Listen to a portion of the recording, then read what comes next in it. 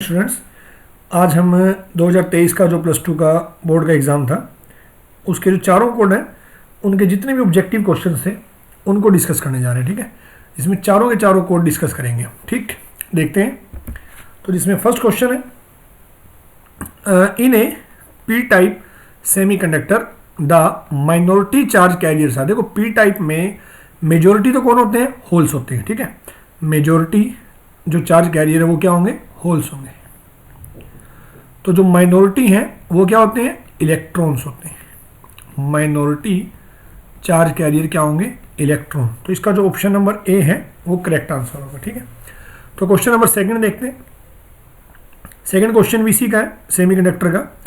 Eight absolute zero temperature a crystal of pure germanium behave as. देखो, actual में absolute zero temperature पे जो pure germanium है वो किसकी तरह बिहेव करता है? एक परफेक्ट इंसुलेटर की तरह। ठीक है, क्योंकि एब्सोल्यूट जीरो टेम्परेचर पे यानी जीरो केल्विन के ऊपर कोई भी जो हमारा इलेक्ट्रॉन है वो वैलेंस बैंड से कंडक्शन बैंड में नहीं जा पाएगा, इसलिए वो जो कंडक्ट नहीं करता। तो B will be the correct answer. ठीक है, क्वेश्चन नंबर 3 देखते हैं। The number and type of nucleon in a nucleus of helium. ठीक है, हीलियम दिया हुआ 2,4। अब कहते हैं इसमें कितने प्रोटॉन है कितने न्यूट्रॉन है। देखो, ये एटॉमिक नंबर कितना है? 2 है। इसका मतलब जो प्रोटॉन है वो कितने होंगे? 2 होंगे। मास नंबर कितना है? 4 है। तो न्यूट्रॉन कितने होंगे? जो मास नंबर है उसमें से एटॉमिक नंबर माइनस हो जाएगा, यानी कितने? 2। यानी कि 2 ही प्रोटॉन है और 2 ही क्या है? न्यूट्रॉन है। तो B will be the correct option. ठीक है, आगे देखते हैं। नेक्स्ट क्वेश्चन है, 2 atom have same atomic number same है बट डिफरेंट एटॉमिक मास। तो वो क्या होंगे? आइसोटोप होंगे। जैसे हाइड्रोजन है 1s2 और 1s3 और 1h1, ये तीनों क्या है? हाइड्रोजन के आइसोटोप है। देखो, तीनों में ना एटॉमिक नंबर क्या है? 1 है और मास नंबर या एटॉमिक मास क्या है? डिफरेंट है। ठीक है, तो ये क्या है? आइसोटोप है। नेक्स्ट क्वेश्चन देखते हैं। द स्टॉपिंग पोटेंशियल यानी कि V0 for photo electrons depend upon. देखो, जो स्टॉपिंग पोटेंशियल है ना, स्टॉपिंग पोटेंशियल का मतलब जो इलेक्ट्रॉन मूव कर रहा है उसे रोकने के लिए जो पोटेंशियल हम लगाते हैं वो स्टॉपिंग पोटेंशियल है। ठीक है, तो इसकी वैल्यू किस किस पे डिपेंड करेगी? एक तो डिपेंड करेगी जो फ्रीक्वेंसी है इंसिडेंट लाइट की उसके ऊपर। ठीक है, और दूसरा जो डिपेंड किस पे करती है? नेचर ऑफ कैथोड के ऊपर। दूसरा डिपेंड करेगी नेचर ऑफ कैथोड के ऊपर। ठीक है, नेचर ऑफ कैथोड के ऊपर भी डिपेंड करेगी। तो दोनों ऑप्शन जहाँ है वो हमारा आंसर होगा, यानी कि सी। तो both the frequency of incident light and the material of the cathode, दोनों के ऊपर डिपेंड करेगा। ठीक है, नेक्स्ट क्वेश्चन देखते हैं। नेक्स्ट क्वेश्चन है, in intrinsic semiconductor at room temperature the number of electrons and holes are equal. ठीक है, इंट्रिंसिक के अंदर जो रूम टेम्परेचर है, और वैसे भी इंट्रिंसिक सेमीकंडक्टर में जो नंबर ऑफ इलेक्ट्रॉन्स हैं is equal to number of holes. ठीक है, दोनों क्या होंगे? एक दूसरे के बराबर होंगे, तो इक्वल आंसर आ जाएगा। ठीक है, तो ये इसका करेक्ट ऑप्शन होगा। नेक्स्ट क्वेश्चन देखते हैं। The microwaves are the electromagnetic waves. The microwave are the electromagnetic wave with the frequency in that. देखो, इसमें ना आपको सातों की सातों जो EM वेव्स है हमारी, रेडियो माइक्रो से लेके और गामा रेज तक, ठीक है, सभी की फ्रीक्वेंसी का एक आइडिया होना चाहिए। ठीक, तभी आप इसका जो आंसर है वो दे पाएंगे। तो कहते हैं जो माइक्रोवेव है ना उसकी फ्रीक्वेंसी किस रेंज में होती है? गीगाहर्ट्ज में होती है। तो इसका जो आंसर है वो क्या होगा? सी होगा। ठीक है, नेक्स्ट देखते हैं। तो नेक्स्ट क्वेश्चन है, is the junction diode D is forward और रिवर्स बायस। ठीक है, तो देखो, फॉरवर्ड और रिवर्स बायस देखना हमें। हमें ऐसा लगता है कि फॉरवर्ड बायस तब होगा कि जब पॉजिटिव जो पी रीजन है वो पॉजिटिव से कनेक्ट हो और जो एन रीजन है वो नेगेटिव से हो। ठीक है, लेकिन ऐसा नहीं है। अगर पी रीजन हाई पोटेंशियल से है और एन रीजन लो पोटेंशियल से कनेक्ट है तो भी क्या होगा? वो फॉरवर्ड बाइसिंग ही होगा। ठीक है, यहां देखते हैं। देखो, ये पी रीजन है और ये क्या है? एन रीजन है। पी रीजन किससे कनेक्ट है? +5 वोल्ट से, और एन रीजन किससे है? +2 वोल्ट से। ठीक है ना, मतलब ये लोअर वैल्यू है। इसका मतलब ये भी कौन सी बाइसिंग है? फॉरवर्ड बाइसिंग है। ठीक है, इसका मतलब जो डायोड है वो कैसी बाइसिंग में है? फॉरवर्ड बाइसिंग में है। तो ये इसका आंसर हो जाएगा। ठीक है, नेक्स्ट क्वेश्चन देखते हैं। तो नेक्स्ट क्वेश्चन है, right the relation between the radius and mass number of nucleus. ठीक है, न्यूक्लियर फिजिक्स से क्वेश्चन है। रेडियस का और मास नंबर का क्या कनेक्शन, देखो रेडियस और मास नंबर का जो कनेक्शन है वो ये है कि r is equal to R naught और a की पावर 1/3। यहाँ जो r है वो कांस्टेंट होता है, ठीक है, 1.2 फर्मी से r की वैल्यू होती है, R naught is equal to 1.2 fermi, ठीक है। तो ये रिलेशन होगा इन दोनों के बीच का कि r जो रेडियस है वो क्या होगा, मास नंबर के 1/3 यानी क्यूब रूट के प्रोपोर्शनल होता है और यहाँ से कांस्टेंट आ जाता है आर नॉट, ठीक है। नेक्स्ट देखिए, इसके ऊपर न्यूमेरिकल भी आते हैं बहुत बार, यहाँ भी दिखाई देंगे आपको, ठीक है।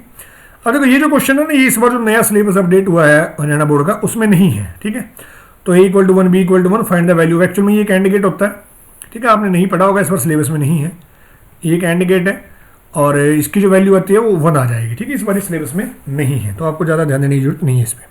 नेक्स्ट देखते हैं, तो नेक्स्ट है the mass of an electron is m, ठीक है, और चार्ज कितना है, e है। If this electron is accelerated by a potential difference of v, then write the formula for de Broglie wavelength। देखो de Broglie wavelength का जो formula है वो होता है h/2 into mass into kinetic energy. अब ये जो काइनेटिक एनर्जी है इलेक्ट्रॉन है तो क्या होगी, चार्ज इंटू पोटेंशियल डिफरेंस। तो यहाँ से जो लैम्डा है वो क्या आ जाएगा, h डिवाइडेड बाई 2m/ev, ठीक है। तो ये हमारी क्या हो जाएगी, वेवलेंथ का जो फॉर्मूला हो जाएगा डी ब्रोगली वेवलेंथ, ठीक है। Next question, are Kirchhoff's rule applicable to both AC and DC, बिल्कुल ठीक है ना, जो किरचॉफ रूल है वो दोनों पर अप्लाइड होते हैं, applied to both AC and DC, ठीक है ना, दोनों पर अप्लाई होंगे किरचॉफ का जो लॉ है, फर्स्ट भी और सेकंड भी, ठीक है ना। फर्स्ट लॉ किससे रिलेटेड है, करंट से रिलेटेड है, थोड़ा ध्यान रखेंगे ये भी, जो फर्स्ट है वो किससे रिलेटेड है, करंट से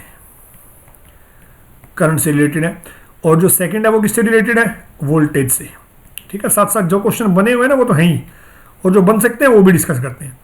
जो फर्स्ट लॉ है वो किस पे डिपेंड करता है, कंजर्वेशन ऑफ चार्ज पे, कंजर्वेशन ऑफ चार्ज, और जो सेकंड लॉ वो किस पे डिपेंड करता है, कंजर्वेशन ऑफ एनर्जी पे, कंजर्वेशन ऑफ एनर्जी पे डिपेंड करता है, ठीक है। नेक्स्ट क्वेश्चन देखते हैं, तो नेक्स्ट क्वेश्चन है Tesla is the unit of, देखो टेस्ला किसकी यूनिट है, मैग्नेटिक फील्ड इंटेंसिटी की, मैग्नेटिक फील्ड इंटेंसिटी की यूनिट, ठीक है। Tesla is the unit of magnetic field intensity, और ये ऐसा यूनिट है, ठीक है। तो सीजीएस क्या होती है, कई बार वो भी पूछा जाता है, सीजीएस यूनिट है गोज, ठीक है, सीजीएस यूनिट क्या है, गोज है, ठीक, तो ध्यान रखेंगे ये भी। आगे देखते हैं, again the magnetic flux passing through a ring is increase from Q1 to Q2, मतलब शुरुआत वाला फ्लक्स क्या है, Q1 है, और फाइनल फ्लक्स क्या है, Q2 है, at a constant rate in time t, time क्या है, t है, then the value of induce EMF, देखो इंड्यूस ईएमएफ क्या होता है, minus rate of change of flux by में टाइम। अब फ्लक्स में जो चेंज हुआ वो कितना है, फाइनल क्या है Q2, इनिशियल क्या है Q1, और डिवाइडेड बाय क्या हो जाएगा, टाइम हो जाएगा, ठीक है। तो ये आंसर आ जाएगा हमारा। नेक्स्ट क्वेश्चन देखते हैं, ठीक है, देखें तो नेक्स्ट क्वेश्चन है कुछ ऐसे, इलेक्ट्रोस्टैटिक का क्वेश्चन है, ध्यान दीजिएगा। The electrostatic force between 2 point charges in vacuum is F, ठीक है, एयर के अंदर या वैक्यूम के अंदर दिया हुआ इसने F फोर्स है, if the charges are kept at the same distance, distance same रखा गया, चार्ज भी सेम रखे गए हैं, in water with dielectric constant K is equal to 80, then the force, देखो ये जो फॉर्मूला है सीधा सीधा डाइलेक्ट्रिक कॉन्स्टेंट का क्वेश्चन है कि किसी मीडियम का जो डाइलेक्ट्रिक कॉन्स्टेंट है वो क्या होता है, FA बाय में FM। ये FA का मतलब है कि उन दोनों चार्जेस के बीच में फोर्स लगेगा जब वो एयर में है, और FM का मतलब है जब वो किसी और मीडियम में जिसका डाइलेक्ट्रिक कॉन्स्टेंट K है, ठीक है। अब हमें ये FM ही चाहिए, तो FM हो जाएगा FA और बाय में K। अब F इसने दिया है, एयर में या वैक्यूम में F है, और डाइलेक्ट्रिक कॉन्स्टेंट कितना है, 80 है, तो ये हमारा आंसर होगा, that is the force in water is equal to F और डिवाइडेड बाय में 80, ठीक है, ये हमारा आंसर हो जाएगा। नेक्स्ट देखते हैं, dash is the SI unit of conductivity, conductivity मतलब सिग्मा, ठीक है, और सिग्मा क्या होता है, 1 बाय में रो यानी रजिस्टिविटी। अब 1 बाय में रो क्या है, रो की यूनिट क्या होती है, ओम मीटर, तो ये अब ऊपर आ जाएगा, यानी कि ओम इनवर्स और मीटर का भी इनवर्स। अब जो ओम इनवर्स है ना इसे बोलते हैं साइमन, और ये मीटर का इन्वर्स हो ही जाएगा, ठीक है। तो यूनिट क्या बनी, साइमन पर मीटर, ठीक है, साइमन पर मीटर जो है वो यूनिट होगी कंडक्टिविटी की, ठीक। नेक्स्ट देखते हैं, the velocity of electromagnetic wave in free space can be given by the relation, ठीक है। तो फ्री स्पेस यानी c इज इक्वल टू, ये रिलेशन होता है 1/μ0 और एप्सिलॉन0, ठीक है। यहाँ पे जो μ0 है वो क्या है, μ0 है absolute permeability, absolute permeability, absolute permeability, ठीक है। और जो एप्सिलॉन0 है वो है एब्सोल्यूट परमिटिविटी, ठीक है, पता ही होगा एब्सोल्यूट परमिटिविटी, ये इलेक्ट्रोस्टैटिक का है और वो जो है मैग्नेटिज्म का कांस्टेंट है, ठीक है। तो नेक्स्ट क्वेश्चन देखते हैं, तो बी कोड पे आ गया हम। नेक्स्ट देखते हैं, the electrons ejected from metal due to effect of light, ठीक है। क्या ये फोटो इलेक्ट्रिक इफेक्ट है, जब एक पर्टिकुलर मैटर सरफेस है कोई, ठीक है, मेटल है, इस पे लाइट का आना और उसमें से फिर इलेक्ट्रॉन का बाहर निकलना, क्या होता है, ये फोटो इलेक्ट्रिक इफेक्ट है। तो इन इलेक्ट्रॉन्स को क्या बोलते हैं, फोटो इलेक्ट्रॉन्स, क्योंकि ये लाइट के कारण बाहर निकले हैं, तो C will be the correct answer, ठीक है। नेक्स्ट देखते हैं, the path difference equivalent to π/4 phase difference, यानी इतना फेज डिफरेंस कितने पाथ डिफरेंस के बराबर है, रिलेशन है ये डायरेक्ट हमारा क्या है, देखते हैं। The path difference, the path difference, तो पाथ डिफरेंस क्या होगा, पाथ डिफरेंस होगा λ/2π और गुणा में π/4, ठीक है। तो पाई से पाई कैंसिल हो जाएगा और क्या आ गया, ये λ/8 आ गया, तो डी क्या होगा इसका करेक्ट ऑप्शन होगा, ठीक है ना, करेक्ट आंसर होगा। नेक्स्ट देखते हैं, तो नेक्स्ट क्वेश्चन है, the electric field intensity E due to an electric dipole vary with distance r, ठीक है, of the point from the centre of the short dipole. देखो इलेक्ट्रिक फील्ड इंटेंसिटी जो है डायपोल के लिए वो क्या होता है 1/r³, ठीक है ना, डायपोल के लिए क्या होता है 1/r³ होता है, ठीक है। और अगर पॉइंट चार्ज की बात हो तो क्या होता है, पॉइंट चार्ज के लिए होता है 1/r²। तो ये ध्यान रखना है, डायपोल के लिए जो है वो एक r एक्स्ट्रा होगा तो r³ आता है, ठीक है। तो E प्रोपोर्शनल टू 1/r³, ठीक है। तो नेक्स्ट क्वेश्चन देखते हैं, the best instrument for accurate measurement of EMF of a cell. देखो ये भी अब सिलेबस में नहीं है, जो अपडेट सिलेबस है कि जो EMF है सेल का, उसे मेजर करने के लिए जो एक्यूरेट बेस्ट जो हमारा इंस्ट्रूमेंट है वो क्या है, ठीक है, वो होता है पोटेंशियोमीटर, ठीक, पोटेंशियोमीटर है। तो नेक्स्ट देखते हैं, नेक्स्ट क्वेश्चन है, which of the following electromagnetic wave have smaller wavelength. देखो सबसे कम वेवलेंथ किसकी होगी, जिसकी एनर्जी सबसे ज़्यादा है, एनर्जी का मतलब फ्रीक्वेंसी सबसे ज़्यादा है, और सबसे ज़्यादा फ्रीक्वेंसी किसकी है, गामा रेज की है। तो ऑप्शन क्या होगा, सी इसका आंसर हो जाएगा, ठीक है। नेक्स्ट देखते हैं, नेक्स्ट कहता है, can we decrease the range of given ammeter. ये अच्छा क्वेश्चन है कि क्या हम किसी एमीटर की जो रेंज है उसे कम कर सकते हैं। देखो जो एमीटर है ना, मान लो ये एमीटर है हमारे पास एक, ये इसकी रेंज को हम बढ़ा तो सकते हैं, कैसे बढ़ा सकते हैं, इंक्रीज तो कर सकते हैं, इसके पैरेलल में एक रेजिस्टेंस लगा के, शंट बोलते हैं हम जिसको, ठीक है। तो रेंज को इंक्रीज तो कर सकते हैं, इंक्रीज द रेंज, इंक्रीज तो कर सकते हैं हम, लेकिन डिक्रीज नहीं कर सकते। Can we decrease the range, no, no we can not decrease the range, ठीक है ना, तो we can not decrease the range. Next question देखते हैं, नेक्स्ट क्वेश्चन है, what is the speed of light in vacuum. Simple सा factual question है, क्या होगी 3 × 10⁸ मीटर पर सेकेंड, ठीक है, ये इसकी जो स्पीड है वो हो जाएगी 3 × 10⁸ मीटर पर सेकेंड। नेक्स्ट देखते हैं, why are alkali metal surfaces most suited as photo sensitive surface. देखो फोटो सेंसिटिव सर्फेस वही होगा जिसमें कम एनर्जी देकर आसानी से इलेक्ट्रॉन को इजेक्ट किया जा सके, ठीक है। इसका मतलब जो एल्कली मेटल्स हैं इनमें क्या होते हैं, इनमें जो इलेक्ट्रॉन्स हैं वो लूजली बाउंड होते हैं, लूजली बाउंड होते हैं, ठीक है, लूजली बाउंड टू न्यूक्लियस, इसीलिए उन्हें कम एनर्जी देकर भी बाहर निकाला जा सकता है,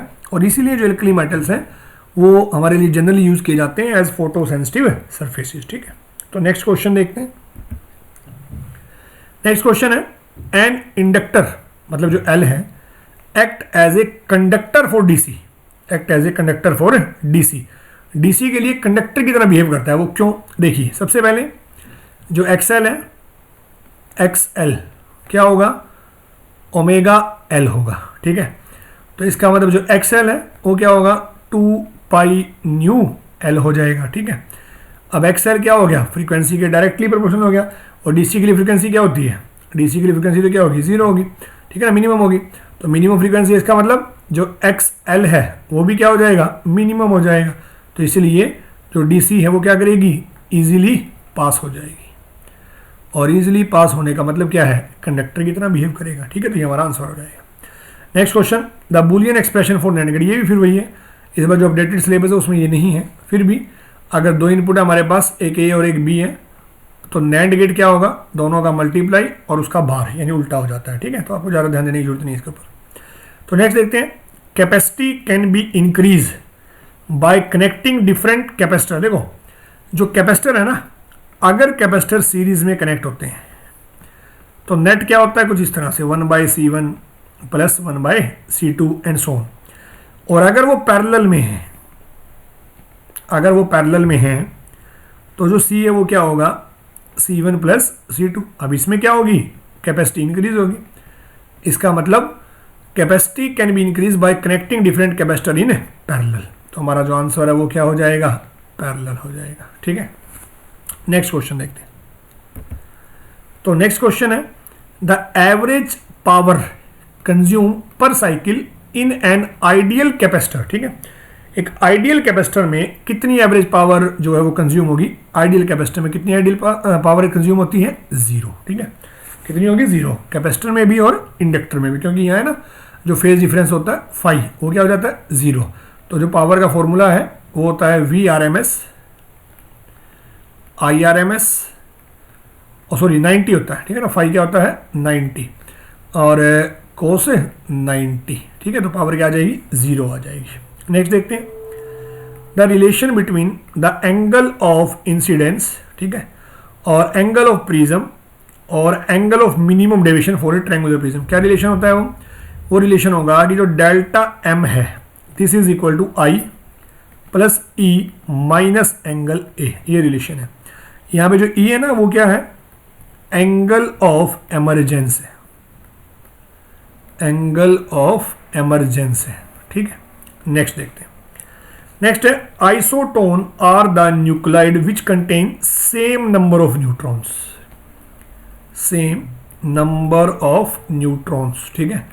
जिसमें जो न्यूट्रॉन्स है ना उसकी संख्या क्या रहेगी, सेम रहेगी, उसे बोलते हैं आइसोटोन्स, ठीक है। उसे क्या बोलेंगे, आइसोटोन बोलेंगे, ठीक। तो नेक्स्ट देखते हैं, नेक्स्ट क्वेश्चन देखते हैं। तो नेक्स्ट क्वेश्चन ऑप्टिक्स के ऊपर है, और the ratio of the intensity of 2 light waves is 16:9, ठीक है। मतलब हमें क्या दिया है कि पहला जो सोर्स है और डिवाइडेड में दूसरा जो सोर्स है उनका रेशो कितना है, 16:9 है, ठीक है। तो अगर हम एम्पलीट्यूड का रेशो निकालें तो क्या होगा, इसका रूट हो जाएगा, यानी 4:3 हो जाएगा। Then the ratio of maximum and minimum intensity in their interference pattern. देखो मैक्स जो आई मैक्स है और जो आई मिनिमम है, ठीक है। आई मैक्स और आई मिनिमम का जो फॉर्मूला है, रेशो क्या होता है, ए प्लस बी और divided by A minus B, और इस सारे का स्केयर, ऊपर भी स्केयर और नीचे भी स्केयर। अब इसको देखो क्या बनाते हैं हम, मान लो हम यहाँ से बी बाहर निकाल लेते हैं, तो ऊपर भी बी स्केयर बाहर आ जाएगा और नीचे भी बी स्केयर बाहर आ जाएगा। तो रहेगा क्या, ऊपर रहेगा ए बाई बी प्लस 1 और नीचे रहेगा ए बाई बी माइनस 1 और सारे का होल स्केयर, ठीक है। अब ये दोनों तो कैंसिल हो जाएंगे, तो ए बाई बी की जगह क्या आएगा, 4/3 और प्लस 1, और डिवाइडेड में यहाँ भी क्या आएगा, 4/3 माइनस 1 और इस सारे का क्या हो जाएगा, स्केयर हो जाएगा, ठीक है। अब इसको अगर सोल्व करोगे ना, 4 3 कैल्शियम आ जाएगा और ये हो जाएगा 7 यानी कि 49, और नीचे क्या हो जाएगा 3 एल्शियम और 4 3 1 यानी कि 1, तो 49:1 जो है वो इसका क्या आ जाएगा, आंसर आ जाएगा 49:1, यानी ऑप्शन नंबर बी इसका करेक्ट होगा, ठीक है। इंटरफेरेंस पे क्वेश्चन आते हैं जनरली हरियाणा बोर्ड में। आगे देखें, तो आगे the stopping potential for photo electrons, ये क्वेश्चन रिपीट हो गया ना, स्टॉपिंग पोटेंशियल रिपीट हो गया क्वेश्चन, ये तो बोथ द फ्रीक्वेंसी, क्योंकि अलग अलग कोड है तो उसमें क्वेश्चन कुछ रिपीट हो जाते हैं। Both the frequency of incident light and the material of cathode, ठीक है। अब नेक्स्ट क्वेश्चन है in electromagnetic wave the phase difference between electric field and magnetic field. हाँ, ये इंपॉर्टेंट है कि जो ईएम वेव होती है ना, हम जानते हैं उसमें इलेक्ट्रिक फील्ड का कंपोनेंट भी है और मैग्नेटिक फील्ड का कंपोनेंट भी है, ठीक है। और दोनों में कोई फेज डिफरेंस नहीं होता, ठीक है, दोनों में कोई फेज डिफरेंस नहीं होता। तो कितना फेज डिफरेंस होगा यहाँ पे? 0, ठीक है। तो इलेक्ट्रोमैग्नेटिक वेव में इलेक्ट्रिक फील्ड का जो कंपोनेंट है और मैग्नेटिक फील्ड का जो कंपोनेंट है उनके बीच में किसी तरह का कोई फेज डिफरेंस नहीं होता, ठीक है। नेक्स्ट क्वेश्चन देखते हैं। तो नेक्स्ट क्वेश्चन है, ये भी रिपीट हो गया ना, नहीं रिपीट अलग है। ए particle of mass m is moving with velocity v, write down the formula for de Broglie wave. जो सिंपल है, जो डी ब्रोगली वेव है वो क्या होती है? h बाय में मास इंटू में स्पीड, ठीक है, सिंपल है। What are iron loss in transformer? देखिए ट्रांसफॉर्मर में आयरन लॉस क्या होते हैं, ठीक है ना। आयरन लॉस क्या होता है ट्रांसफॉर्मर में? ट्रांसफॉर्मर में जो आयरन लॉस है वो क्या होगा? जो आयरन की कोर है ना उसकी हीटिंग से जो एनर्जी लॉस होता है due to heating of iron core, due to heating of iron core, उसे हम क्या बोलेंगे? आयरन लॉस बोलते हैं, जो एनर्जी का लॉस होता है, ठीक है ना। Due to heating of iron core, इसके का जो एनर्जी लॉस होता है इसे लिखेंगे the energy loss due to heating of iron core, ठीक है। नेक्स्ट देखते हैं। अगेन वैसे ही क्वेश्चन ऐसे पीछे था, is the junction diode D is forward और रिवर्स बाय। देखें फिर ये कौन सा रीजन है? P है। ये कौन सा है? N है। P किससे है? 16 वोल्ट से है। और N क्या है? ग्राउंडेड है, मतलब 0 वोल्ट से है। अगेन ये कैसी बाइसिंग है? फॉरवर्ड बाइसिंग है। अगेन ये कैसी बाइसिंग है? फॉरवर्ड बाइसिंग है, ठीक है। नेक्स्ट देखते हैं। तो नेक्स्ट क्वेश्चन है पावर के ऊपर, the power of a lens is +5 dioptre, right the focal length, ठीक है। देखो पावर का फॉर्मूला होता है 100/f, वो भी किसमें? सेंटीमीटर में। तो अगर मुझे f चाहिए सेंटीमीटर में तो क्या हो जाएगा? 100 और बाय में पावर कितनी है? 5 है। तो ये कैंसिल हो जाएगा, कितना आएगा? 20 सेंटीमीटर, ठीक है।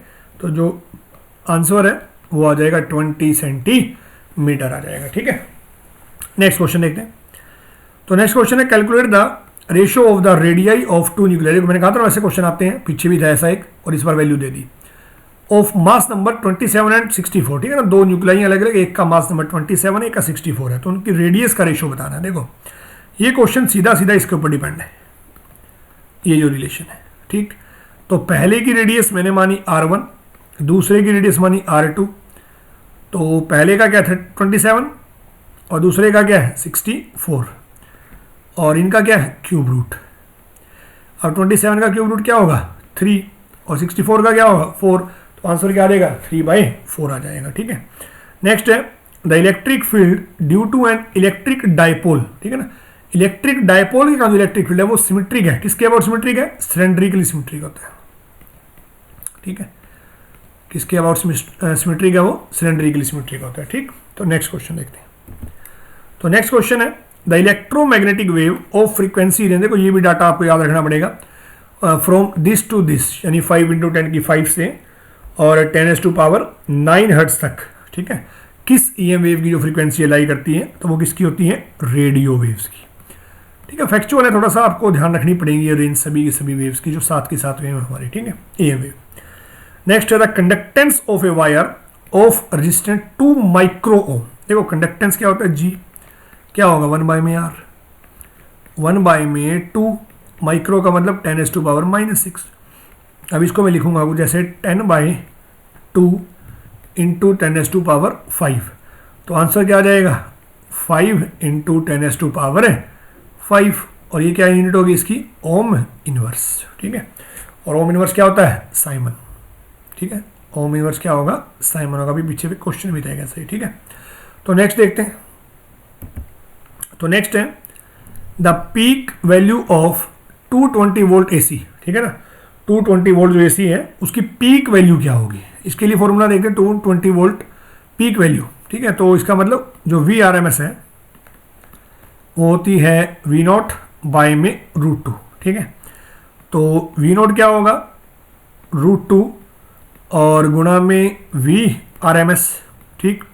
अब √2 क्या है 1.414 और VRMS कितना है 220, इसको ना मल्टीप्लाई करोगे जब तो ये अप्रोक्सीमेट 311 वोल्ट आता है। ये वैल्यू तो याद भी रखना, ठीक है ना। √2 को जब इससे 220 से मल्टीप्लाई करते हैं ना तो ये 311 वोल्ट आता है आंसर, ठीक है।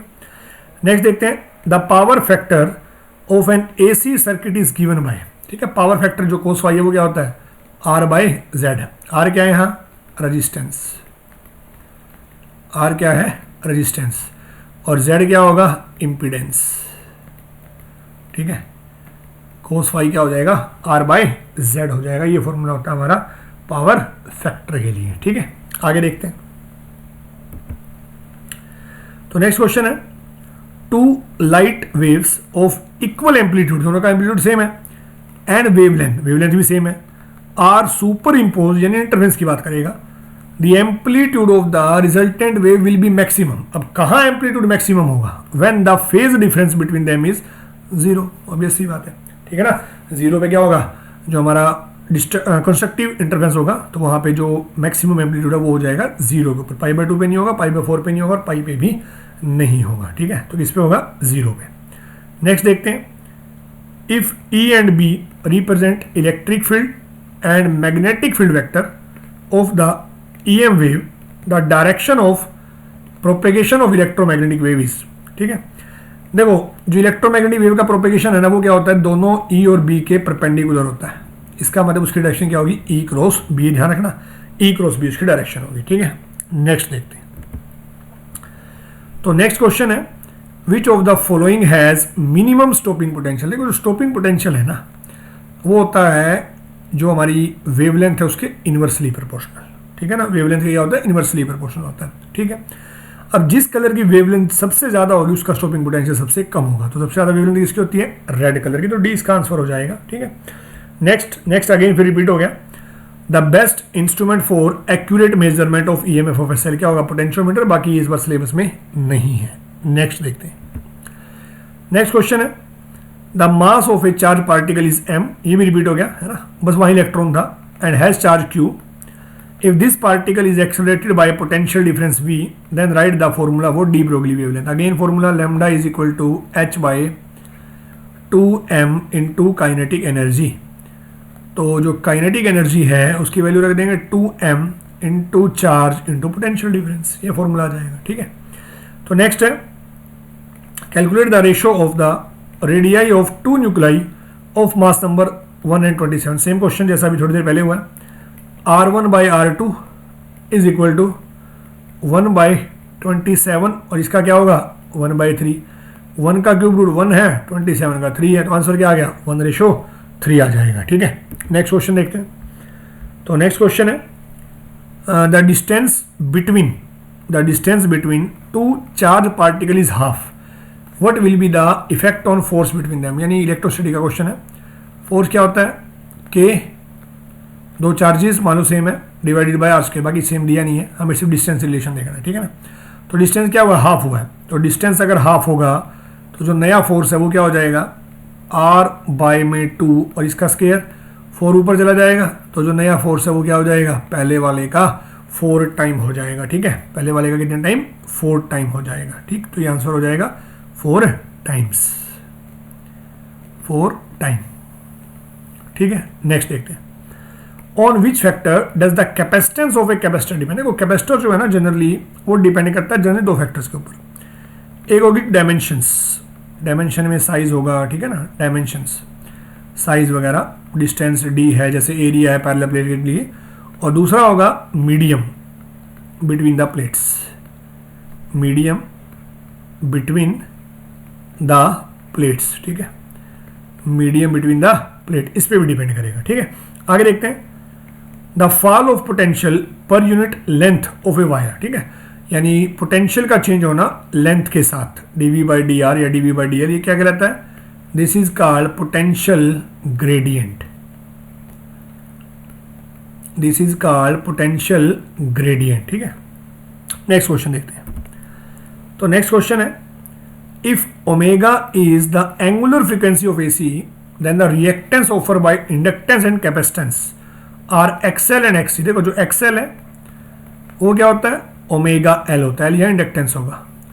जो एक्ससी है वो 1 बाय ओमेगा सी होता है, ठीक है। तो ये रिलेशन है, दोनों ध्यान रखनी है। AC generator is base on the phenomena of, जो एसी जनरेटर किस पे डिपेंड करता है, जो फैराडे लॉ है ईएमआई का, ठीक है ना, the Faraday law of EMI. क्या है फैराडे लॉ ऑफ ईएमआई, कि अगर किसी कोयल का चेंज इन मैग्नेटिक फ्लक्स है, यानी the change in magnetic flux produce induce EMF, ठीक है, इंड्यूस करंट। तो ये हमारा आंसर हो जाएगा, ठीक है। तो नेक्स्ट क्वेश्चन देखते हैं। नेक्स्ट क्वेश्चन है, ये रिपीट हो गया ना, the EM wave of frequency range from this to this. ये ना अलग अलग कोड में क्वेश्चन रिपीट हुए, जैसे वो पहले शायद बी में था ये, और अब डी कोड में भी यही है, ठीक है। तो क्या आंसर था इसका, रेडियो। फैक्चुअल क्वेश्चन है, याद रखना होगा, रेडियो वेव्स, ठीक है। तो रेडियो वेव हो जाएगा। नेक्स्ट है for TIR, total internal reflection, light must travel, light कहाँ से कहाँ जानी चाहिए, डेंसर से रेयर। एक कंडीशन है ना, एक कंडीशन और भी है, क्या, कि जो एंगल ऑफ इंसिडेंस है that should be greater than critical angle. ये भी ध्यान रखेंगे, इसके ऊपर भी क्वेश्चन बन सकता है, ठीक है, क्रिटिकल एंगल, ठीक है। तो इस तरह से हमारे जो चारों कोड थे ना, उनके ऑब्जेक्टिव क्वेश्चन हमने डिस्कस कर लिए। Thank you. बाकी क्वेश्चन हम आने वाली वीडियो में डिस्कस करेंगे।